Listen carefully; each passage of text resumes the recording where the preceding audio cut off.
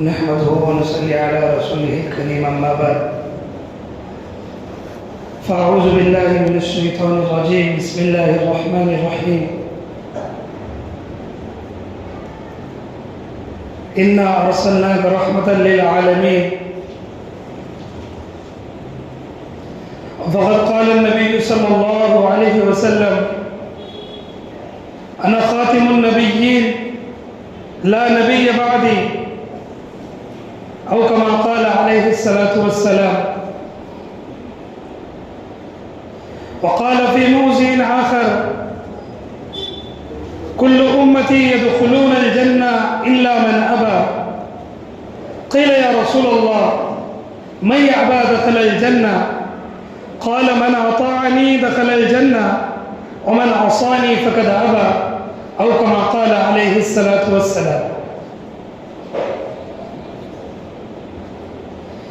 شان رسالت میں ایک مرتبہ درود شریف پڑھ لے. اللہم صلی علی محمد فی کلام اولنا، اللہم صلی علی محمد فی کلام اوسطنا، اللہم صلی علی محمد فی کلام آخرنا.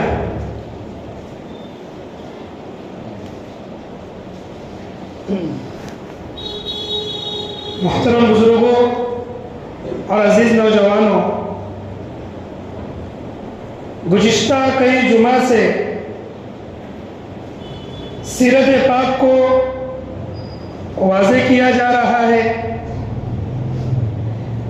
کہ اللہ کے نبی صلی اللہ علیہ وسلم کی سیرت کیا ہے.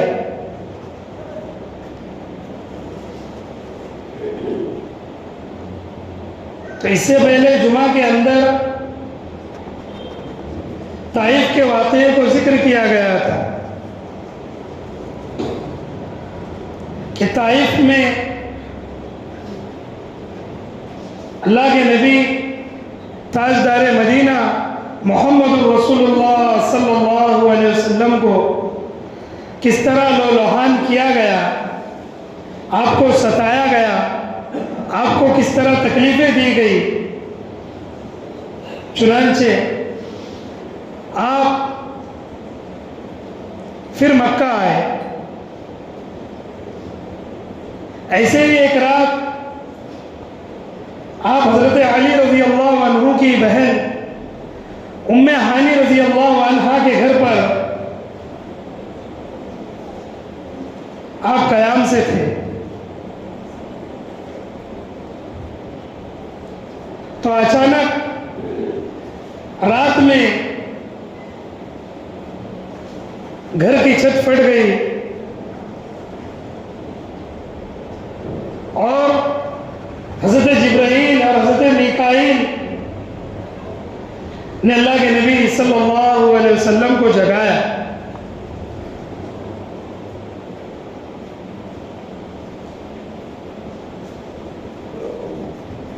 اور اپنے ساتھ لے کر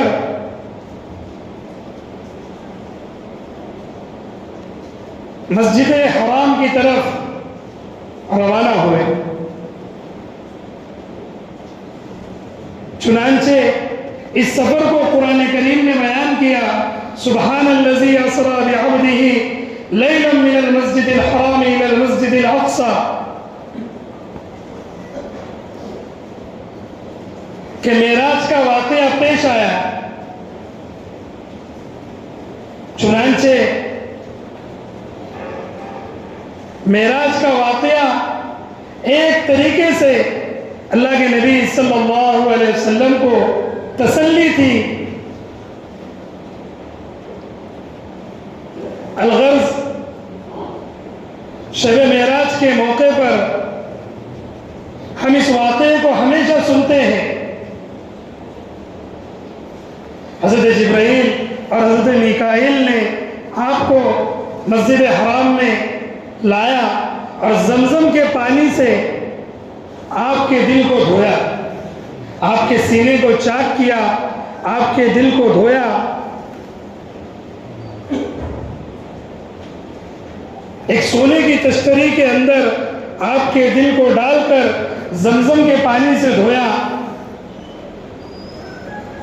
اور انوارات کے ذریعے آپ کے دل کو منور کیا گیا.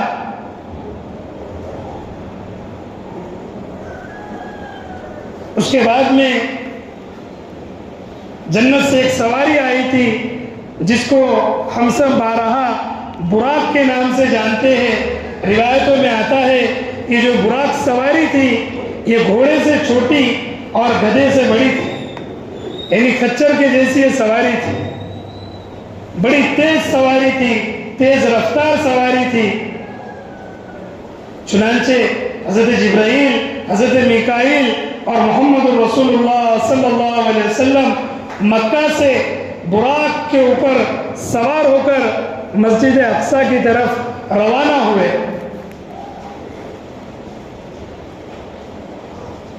جب آپ مسجد اقصیٰ پہنچے تو آپ کی ملاقات حضرت ابراہیم علیہ السلام سے، حضرت موسیٰ علیہ السلام سے، حضرت عیسیٰ علیہ السلام سے ہوئی اور آپ نے ان کی امامت کروائی.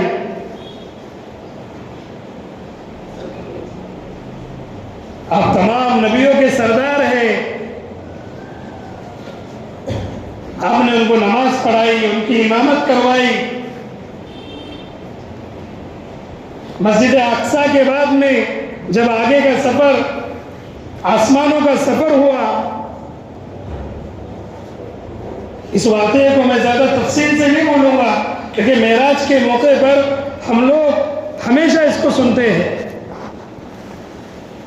سدرۃ المنتہا کے قریب حضرت جبرائیل کی حد ختم ہو گئی اور اللہ کے نبی محمد الرسول اللہ صلی اللہ علیہ وسلم کو اللہ کا قرب حاصل ہوا اور آپ کو بطور تسلی کے اور اللہ کے قرب کے نماز کا تحفہ ملا.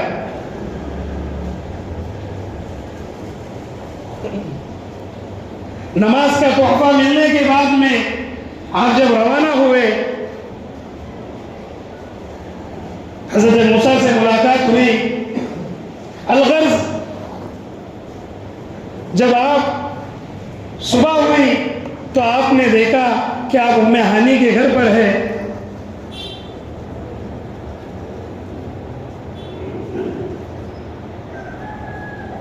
آپ نے ام ہانی سے کہا کہ میں نے رات میں آسمانی دنیا کا سفر کیا، مجھے مسجد اقصیٰ لے جایا گیا. ام ہانی نے کہا کہ آپ یہ بات کسی سے نہ کہیے، کوئی آپ کی بات کا یقین نہیں کرے گا.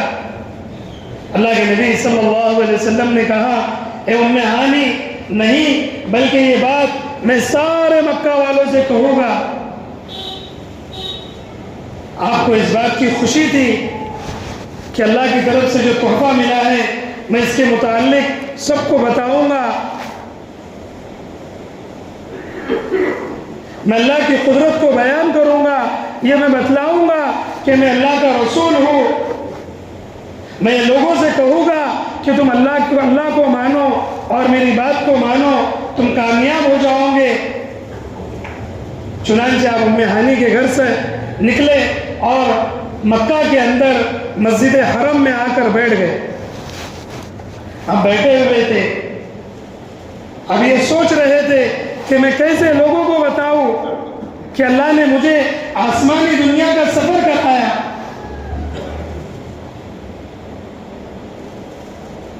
اس دوران قریب میں ابو جہل اور مطعم بن عدی یہ دونوں بیٹھے ہوئے تھے. یہ دونوں کی نگاہ اللہ کے نبی صلی اللہ علیہ وسلم پر پڑی. یہ دونوں نے دیکھا کہ آج محمد الرسول اللہ صلی اللہ علیہ وسلم اچھمے میں پڑے ہوئے ہیں. ذرا ان کے قریب جا کر پوچھے کیا بات ہے. تو بطور مذاق اڑانے کے یہ دونوں ابو جہل اور مطعم بن عدی اللہ کے نبی کے قریب آئے اور کہنے لگے اے محمد کیا بات ہے، آج آپ اچھمے میں ہیں، کیا آج کوئی نئی بات نہیں کہوں گے؟ بطور مذاق کے کہا. اللہ کے نبی صلی اللہ علیہ وسلم نے فرمایا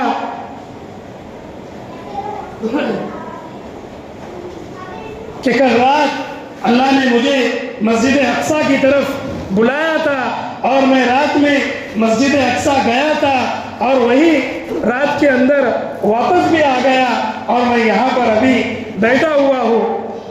ابو جہل یہ سن کر مذاق اڑانے لگا کہ جس سفر کے لیے 1 مہینہ جانے کے لیے لگتا ہے اور 1 مہینہ آنے کے لیے لگتا ہے، یہ محمد کیا کہہ رہا ہے کہ 1 رات میں گیا بھی اور آیا بھی؟ یہ بات سمجھ میں نہیں آ رہی۔ ابو جہل کہنے لگا کہ میں اکیلا کیوں مذاق اڑاؤں، بلکہ پورے مکہ والے مل کر آج محمد کا مذاق اڑائیں گے۔ نعوذ باللہ، ابو جہل نے اس غرض سے مکہ والوں کو بلایا۔ حرم کے اندر جتنے لوگ بیٹھے ہوئے تھے سب کو جمع کیا، آؤ آؤ، آج ایک نئی بات سننے کو مل رہی ہے، دیکھو محمد کیا کہہ رہے ہیں۔ جب سارے لوگ جمع ہوئے تو اللہ کے نبی نے کہا کہ میں ام ہانی کے گھر پر سویا ہوا تھا، مجھے مسجد اقصیٰ لے جایا گیا اور میں نے آسمانی دنیا کا سفر کیا اور فرمایا اسی رات کے اندر مجھے واپس لایا گیا۔ تو سارے لوگ آپ کا مذاق اڑانے لگے، کچھ لوگ حیرت میں پڑ گئے، یہ کیسے ہو سکتا ہے کہ 1 رات میں مسجد اقصیٰ جائے، مکہ سے مسجد اقصیٰ کا سفر مکمل ہو جائے، آسمانی دنیا کا سفر ہو جائے، یہ ممکن نہیں ہے، یہ کیسے ہو سکتا ہے؟ کچھ لوگ مذاق اڑانے لگے، کچھ لوگ حیرت میں پڑ گئے، کچھ لوگ کہنے لگے محمد تو نعوذ باللہ دیوانہ ہو گیا، کچھ لوگ کہنے لگے نعوذ باللہ آپ جھوٹے ہیں، اور کچھ لوگ جو ابھی مسلمان ہوئے تھے وہ لوگ شک میں پڑ گئے کہ کیسے ہو سکتا ہے۔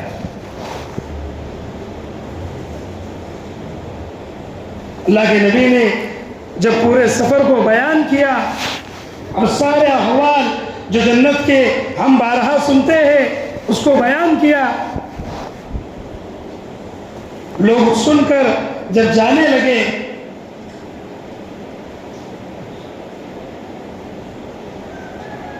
تو کچھ لوگوں کی ملاقات حضرت ابوبکر صدیق رضی اللہ عنہ سے ہوئی، تو وہ لوگ کہنے لگے کہ دیکھو اے ابوبکر، آپ کا دوست، آپ کا ساتھی یہ محمد یہ بہکی بہکی باتیں کر رہا ہے، یہ کہہ رہا ہے کہ 1 ہی رات میں مسجد اقصیٰ گئے ہیں اور آئے ہیں اور آسمانی دنیا کا سفر ہوا ہے، کہ آپ کے دوست کو کیا ہو گیا؟ حضرت ابوبکر پر قربان جائیے، حضرت ابوبکر نے کہا کہ یہ بات محمد رسول اللہ صلی اللہ علیہ وسلم کہتے ہیں؟ لوگوں نے کہا کہ ہاں یہ وہ بات کہتے ہیں، ہم نے اپنے کانوں سے سنا ہے۔ حضرت ابوبکر کے جواب پر قربان جائیے، حضرت ابوبکر نے کہا تو یہ بات سچ ہے، محمد کبھی بھی جھوٹ نہیں کہہ سکتے۔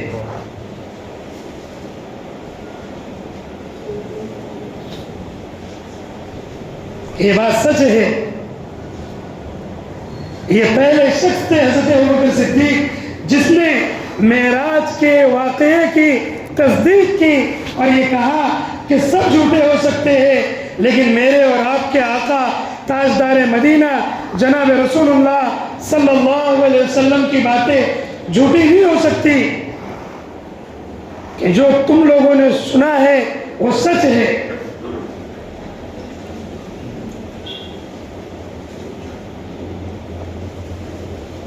اس وقت کے اندر اللہ کے نبی کو جب یہ بات پہنچی تو آپ نے کہا وہ ابوبکر صدیق ہے، سچے ہے۔ حضرت ابوبکر کا جب بھی نام لیا جائے تو فرمایا قیامت تک آنے والے لوگوں کے لیے کہ فرمایا صدیق کہا جائے۔ اللہ کے نبی نے آپ کو اس وقت جو خطاب دیا صدیق کا وہ قیامت تک باقی رہے گا، بلکہ قیامت کے دن بھی حضرت ابوبکر صدیق کو، حضرت ابوبکر کو صدیق کے نام سے پکارا جائے گا۔ الغرض حضرت ابوبکر نے اس بات کو مانا، حالانکہ آپ نے محمد الرسول اللہ صلی اللہ علیہ وسلم کے زبان سے ابھی سنا نہیں ہے، بلکہ آپ نے دوسرے کے زبان سے سنا اور یہ کہا کہ اگر یہ بات محمد الرسول اللہ کہتے ہیں تو یہ بات سچی ہے۔ چنانچہ لوگ وہاں سے چلے گئے۔ دوسرے دن جب آپ مکہ المکرمہ میں آئے، حرم میں آئے، تو مطعم بن عدی آپ کے قریب آیا اور کہنے لگا کہ محمد، لوگوں کے اندر آپ کی جو حیثیت ہے وہ معمولی سی ہے، لیکن جو واقعہ آپ کہہ رہے ہو اس سے یہ بات پتہ چلتی ہے کہ آپ جھوٹے بھی ہو۔ مکہ والے بڑے ڈھیٹ تھے، کوئی بھی حال میں آپ کی بات کو ماننے یہ تیار نہیں تھے، بلکہ اس انتظار میں رہتے تھے کس طرح آپ کو جھوٹا کہا جائے، کس طرح آپ کو دھتکارا جائے، کس طرح آپ کو قتل کیا جائے۔ نعوذ باللہ، ہمیشہ اس سازش میں رہتے تھے۔ تو مطعم بن عدی نے کہا کہ محمد، میں مسجد اقصیٰ گیا ہوں، میں آپ کو یہ بات بتاتا چلوں کہ اس سفر سے پہلے اللہ کے نبی صلی اللہ علیہ وسلم کا کبھی مسجد اقصیٰ کی طرف سفر نہیں ہوا۔ تو مطعم بن عدی نے کہا کہ اگر آپ نے مسجد اقصیٰ کا سفر کیا ہے تو بتائیے مسجد اقصیٰ کیسی ہے، اس کا ستون کیسا ہے، اس کے پلیر کیسے ہے، اس کا کھمبا کیسا ہے، اس کا پتہ کیا ہے، مسجد اقصیٰ کیسی دکھتی ہے۔ آپ کا سفر تو رات میں ہوا تھا۔ چنانچہ اسی وقت حضرت جبرائیل وہی لے کر آئے اور مسجد اقصیٰ کا پورا نقشہ آپ کے سامنے رکھا گیا۔ آپ نے مسجد اقصیٰ کو دیکھا اور مطعم بن عدی کو بتایا کہ اس کا کھمبا ایسا ہے، وہ اس جگہ پر واقع ہے، اس کا منبر ایسا ہے، مسجد اقصیٰ کے اندر یہ نشانی ہے، ایسے ایسے اس کے اندر نشانات ہیں۔ مطعم بن عدی نے آپ کی بات کو مانا اور تصدیق کی، ہاں کہا کہ محمد واقعی مسجد اقصیٰ ایسی ہے۔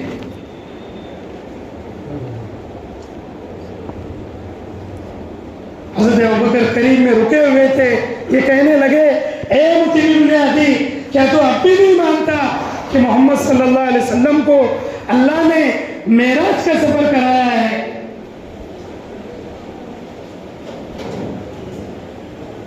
میں اگر آپ کی زبان سے بھی نہیں سنتا تو میں ضرور اس بات کو مانتا کہ اللہ نے آپ کو معراج کا سفر کرایا۔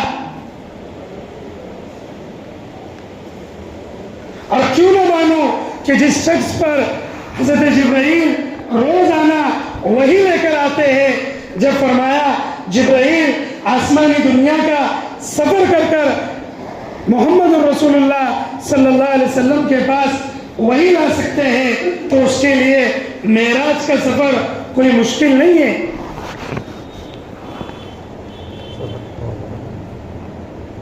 مطعم بن عدی نے لوگوں کو جمع کیا اور کہا کہ میں نہیں مانتا، ہو سکتا ہے جو مسجد اقصیٰ گیا ہو اس نے محمد الرسول اللہ صلی اللہ علیہ وسلم کو یہ بتایا ہے کہ مسجد اقصیٰ کیسی ہے، اور آپ نے سنا اور اس کو بتایا۔ حضرت ابوبکر نے کہا کہ محمد رسول اللہ، آپ بتائیے آپ کا سفر کیسے ہوا؟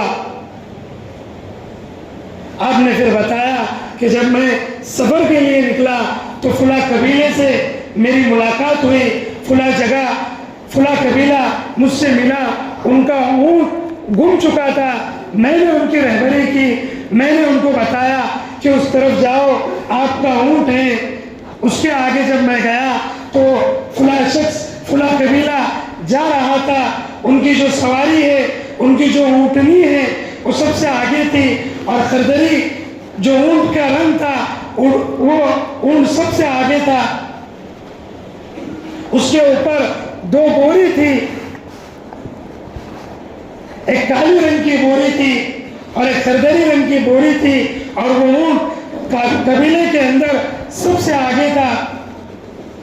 آپ نے سفر کے اندر کے ساری علامتوں کو بیان کیا اور یہ تک کہ بتایا ان قریب ایک قبیلہ ابھی مکہ پہنچنے والا ہے، ان سے میری ملاقات ہوئی تھی، انہوں نے ایک ہانڈی، ایک پانی کا ہانڈی بھرا ہوا تھا اور اس کے اوپر موچا تھا، میں نے وہ ڈھکن ہٹایا، اس میں سے پانی پیا، پھر میں نے اس کو موچا۔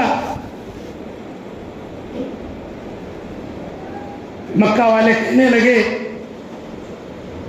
کہ ہم کراس چیک کریں گے، ہم دیکھیں گے کہ واقعی محمد سچ بول رہے ہیں، کیا یہ آپ کی باتیں نعوذ باللہ جھوٹی ہے؟ مکہ والے بڑے ڈھٹ تھے، یہ ماننے تیار نہیں تھے کہ آپ اللہ کے رسول ہیں۔ انہوں نے کراس چیک کیا، چنانچہ وہ قبیلہ ملا جس قبیلے کے برتن سے آپ نے پانی پیا تھا، وہ قبیلے والے سے ملے اور ان کو پوچھا کیا واقعی یہ بات سچ ہے؟ انہوں نے کہا واقعی یہ بات سچ ہے، ہم نے رات میں سوتے وقت ایک ہنڈی پانی کی رکھی تھی، اس کو موچا تھا، جب ہم صبح اٹھ کر ہم نے دیکھا تو اس ہنڈی کے اندر کچھ بھی پانی نہیں تھا۔ تب ان کو یقین ہوا واقعی اللہ کے نبی صلی اللہ علیہ وسلم کو معراج کا سفر ہوا ہے۔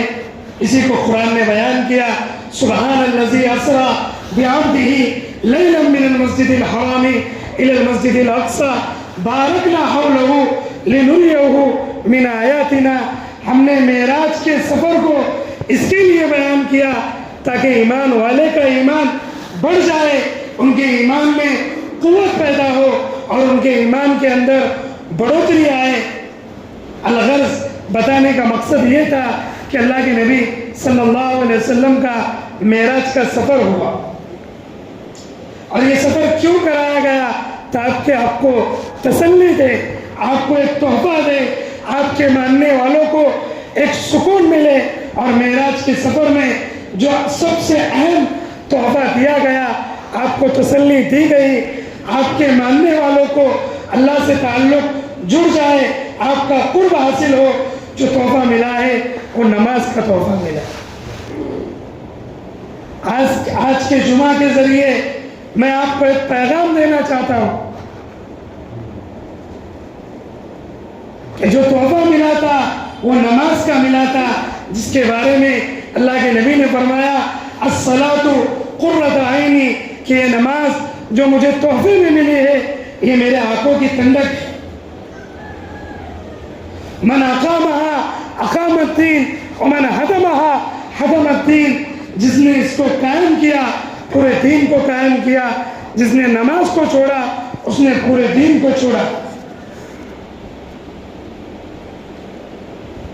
آج کے اس جمعہ میں پوری امت مسلمہ کے لیے یہ پیغام ہے، ہر آدمی محاسبہ کرے، جو تحفہ میرے اور آپ کے نبی جناب رسول اللہ صلی اللہ علیہ وسلم کو ملا تھا، اس تحفے کی مجھے اور آپ کو کتنی قدر ہے۔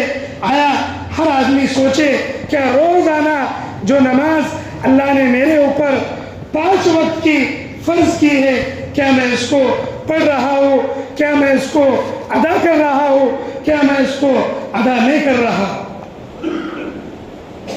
اللہ کے نبی کا آخری وقت ہے، آپ نزا کی حالت میں ہیں، اسرائیل روح کے نکالنے کا وقت قریب ہے، آپ یہ کہہ رہے ہیں کہ میری امت سے یہ کہیے کہ یہ نماز کی پابندی کرے، یہ نماز کی پابندی کرے، کہیں بھی وقت آ جائے، کون سا بھی وقت آ جائے، آپ کہیں بھی چلے جائیں، فرمایا نماز کو نہ چھوڑو۔ لیکن افسوس، سدا افسوس، ہم اپنا جائزہ لیں کہ کتنی نمازیں ہم پڑھتے ہیں، جیسی نمازیں، جیسا ماحول، جیسا وقت جمعہ کے اندر مسجدوں کا ہوتا ہے، مسجدیں فل ہوتی ہے، کیا وہی کیفیت، کیا وہی ماحول، کیا وہی عالم صبح فجر کے اندر مسجدوں کا ہوتا ہے؟ صرف میرے محترم بزرگوں، دوستوں، عزیز نوجوانوں، جمعہ فرض نہیں ہے، اللہ نے میرے اوپر، آپ کے اوپر، ہر ایمان والے کے اوپر 5 وقت کی نماز کو فرض کیا ہے، اس کے وقت کو بتایا ہے۔ ان الصلاۃ کانت کتابا موقوتا، ہم عہد کرے، نیت کرے، ارادہ کرے، انشاءاللہ موت تک کبھی وہ نماز کو چھوڑیں گے نہیں، بلکہ پابندی سے 5 وقت کی نماز کو پڑھیں گے۔ میں عہد کرتے ہیں سب انشاءاللہ، آواز نہیں آ رہی پیچھے سے، ہاں نیت کرے، ارادہ کرے، انشاءاللہ روزانہ 5 وقت کی نماز کو پابندی سے پڑھیں گے انشاءاللہ۔ اللہ ہم سب کو عمل کی توفیق عطا فرمائے۔ الغرض معراج کا سفر ہوا، معراج کے سفر کے بعد اللہ کے نبی مکہ میں جب آئے، بہت سارے واقعات پیش آئے، لیکن مکہ والے آپ کو ستانے میں، تکلیف دینے میں، تکلیف پہنچانے میں، نعوذ باللہ آپ کو دیوانہ کہنے میں باز نہیں آئے، بلکہ آپ کو ستاتے رہے۔ مسلمانوں کو ستاتے رہے۔